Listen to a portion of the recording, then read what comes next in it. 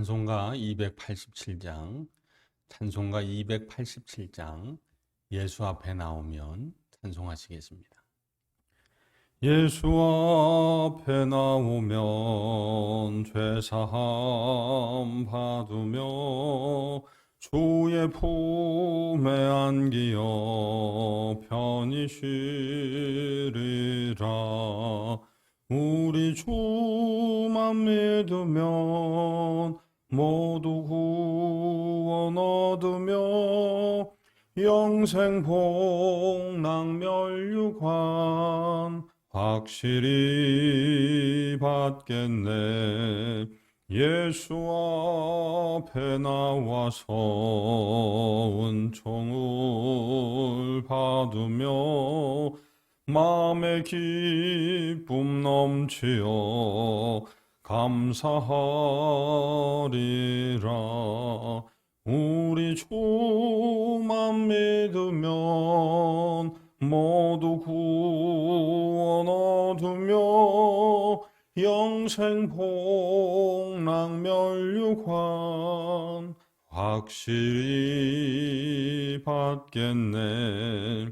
예수 앞에 설 때에 흰 옷을 입으며 밝고 빛난 내 집에 길이 살리라.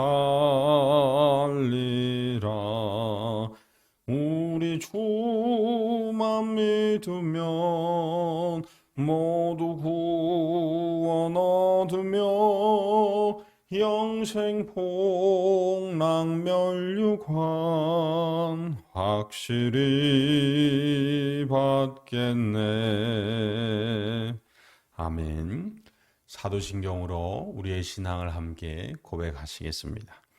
전능하사 천지를 만드신 하나님 아버지를 내가 믿사오며 그 외아들 우리 주 예수 그리스도를 믿사오니 이는 성령으로 잉태하사 동정녀 마리아에게 나시고 본디오 빌라도에게 고난을 받으사 십자가에 못 박혀 죽으시고 장사한 지 사흘 만에 죽은 자 가운데서 다시 살아나시며 하늘에 오르사 전능하신 하나님 우편에 앉아 계시다가 저리로서 산자와 죽은 자를 심판하러 오시리라.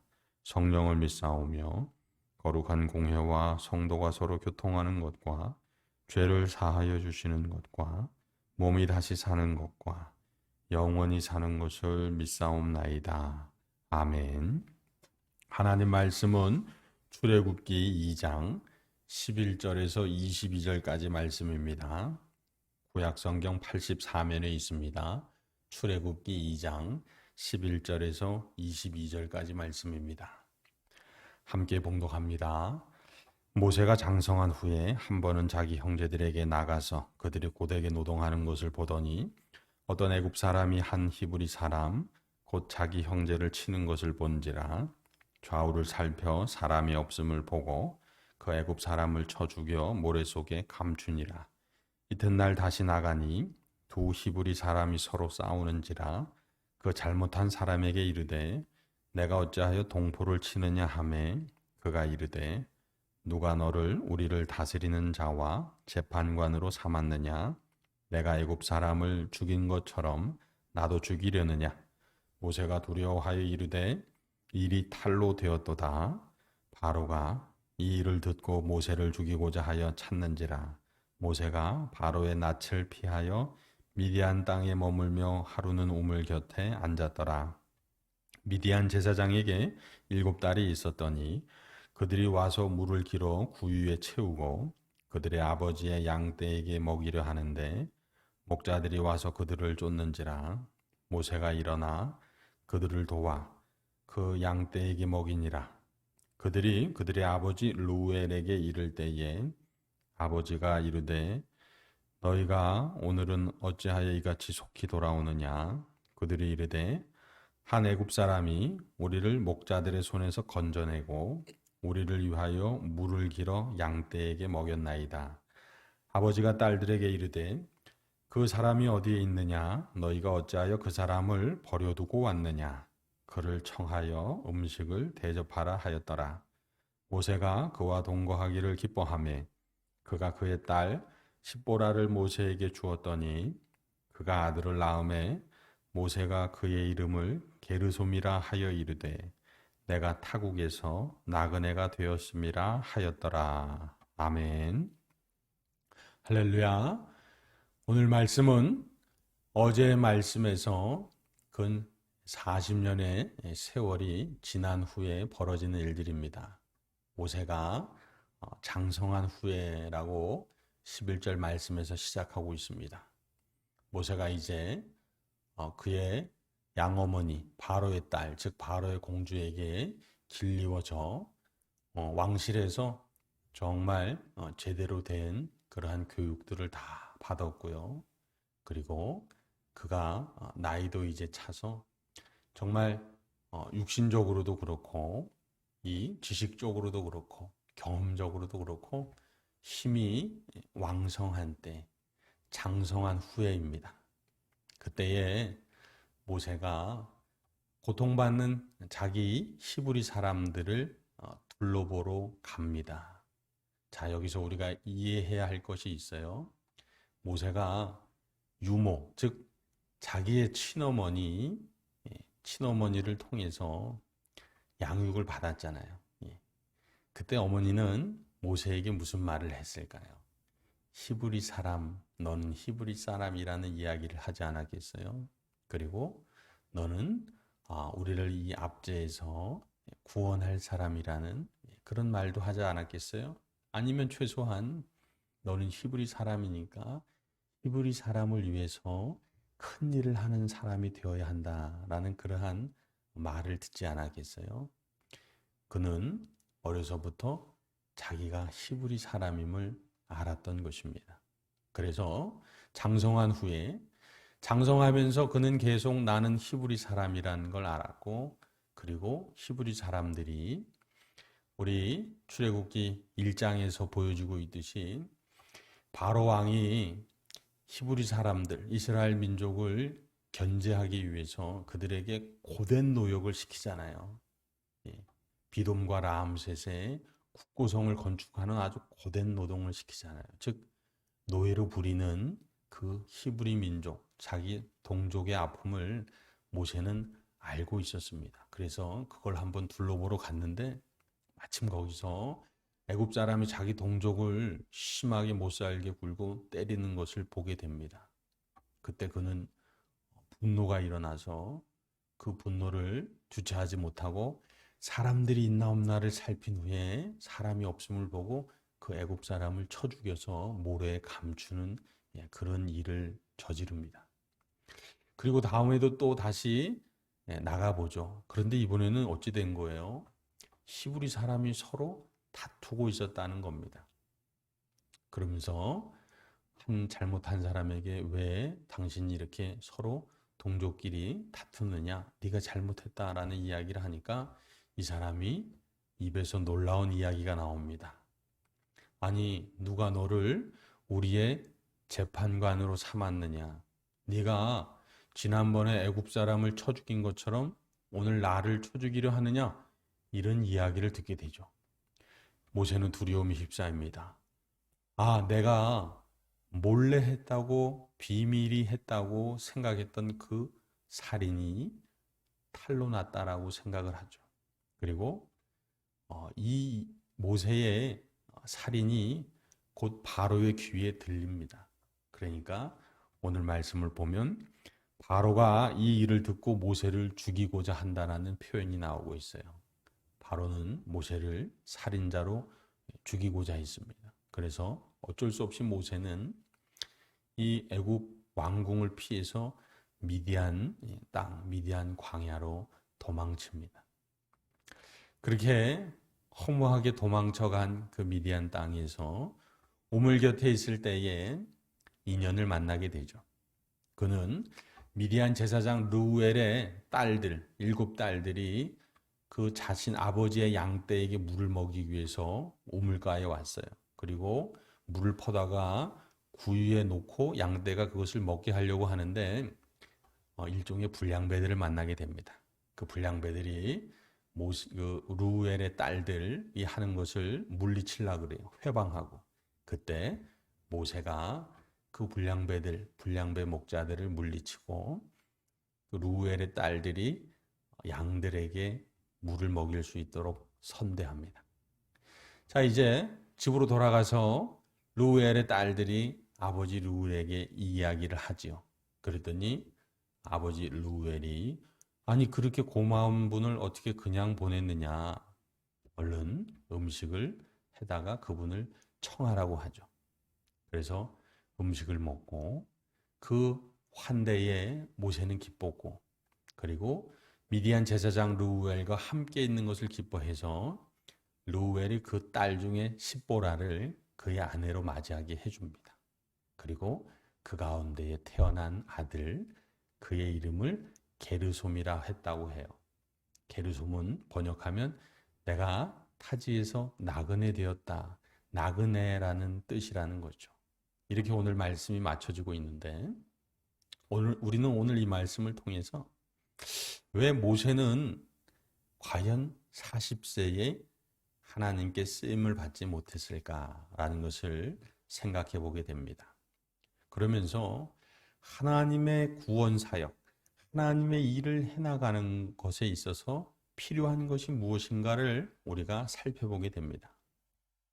하나님의 일을, 하나님의 역사를 행함에 있어서는 세 가지가 맞아야 한다고 해요. 첫 번째는 하나님의 뜻입니다. 그리고 두 번째는 하나님의 방법입니다. 그리고 세 번째는 하나님의 시간입니다. 하나님의 뜻을 우리가 마음에 합하고 있어도 하나님의 방법대로 되지 않으면 안 된다는 겁니다. 또는 하나님의 뜻이 있고 하나님의 방법대로 일을 해나감에 있어서도 하나님의 때가 아니면 안 된다는 거죠. 오늘 모세는 압제받는 그 자기 민족, 히브리 민족을 돕고 구원하는 그런 하나님의 뜻은 일치했으나 그는 하나님의 방법이 아니었어요. 분노에 의해서 살인하는 그것은 하나님의 방법이 아니었습니다. 그래서 하나님께서는 40세의 모세를 하나님의 구원 사역을 위해 사용하시지 않고 그를 살인자가 되게 하시고 범죄자가 되게 하셔서 도망자가 되게 하십니다. 왜요? 하나님의 뜻과 하나님의 방법과 하나님의 시간 그것을 다 아우를 수 있는 하나님의 사람으로 훈련시키기 위함입니다. 모세는 하나님의 방법이 아니었듯이 또한 하나님의 때도 하나님의 시간도 기다리지 못했어요. 그래서 결국 40세의 모세는 하나님께 훈련받는 이후로 40년의 그러한 훈련의 시간들을 거치게 되는 것입니다. 그게 바로 오늘의 말씀인데요. 우리의 삶으로 돌아와 볼까요? 우리도 매일매일 어떠한 일들을 행합니다. 누구를 만나서 어떠한 일들을 행하고 또 누구를 만나서 그 어떠한 일들을 행하지요. 그런데 우리의 모든 일 가운데에 이 세 가지를 우리도 기억해야 한다는 것이죠. 하나님의 뜻에 합당한 것인지, 그리고 하나님의 방법에 합당한 것인지, 그리고 하나님의 때에 맞는 것인지를 우리는 늘 하나님께 기도로 물어보며 일을 해나가야 한다는 것입니다.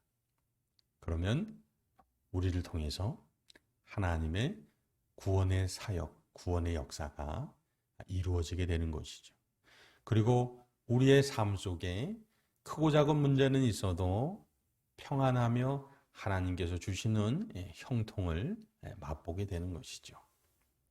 저와 여러분, 40세에 자기의 혈기로 자기가 가진 지식과 자기가 가진 육체적인 힘과 자기가 경험한 그런 경험의 능력치로 일을 해나가는 그런 인생이 아니라 하나님께서 우리에게 주시는 마음, 뜻, 그리고 시간, 하나님의 방법으로 모든 일들을 해나가는, 그래서 하나님의 구원 사역에 쓰임받는 그러한 복된 하루하루가 되시기를 주님의 이름으로 축복합니다. 기도하시겠습니다. 거룩하신 하나님 아버지, 모세가 장성한 후에 하나님 앞에 쓰임받은 것이 아니라 이제 후로 40년의 연단의 시간, 훈련의 시간을 거쳐서 오직 하나님의 뜻과 하나님의 방법과 하나님의 때를 기다리는 사람이 되었을 때 하나님 앞에 쓰임받았음을 보게 하셨사오니 오늘 기도하는 우리도 하나님의 뜻과 하나님의 방법과 하나님의 때를 추구하는 믿음의 사람 되게 하셔서 오늘 우리를 통해 하나님의 구원의 역사를 펼쳐 보여 주시옵소서. 그리하여 우리의 삶 속에 있는 문제들이 하나님의 능력으로 해결함 받는 역사 있게 하여 주옵시고 하나님의 은혜로 아픔이 치유가 되고 슬픔이 위로가 되고 연약함이 능력이 되게 하여 주시옵소서. 언제나 우리와 생명 다해 함께 하시사 이 귀한 구원의 역사를 이루어 가 주실 것을 믿고 감사하며 우리 구주 예수 그리스도의 이름으로 기도드립니다. 아멘. 하늘에 계신 우리 아버지여, 이름이 거룩히 여김을 받으시오며 나라가 임하시오며 뜻이 하늘에서 이루어진 것 같이 땅에서도 이루어지이다. 오늘 우리에게 일용할 양식을 주시옵고 우리가 우리에게 죄 지은 자를 사하여 준 것 같이 우리 죄를 사하여 주시옵고 우리를 시험에 들게 하지 마시옵고 다만 악에서 구하시옵소서. 나라와 권세와 영광이 아버지께 영원히 있사옵나이다. 아멘.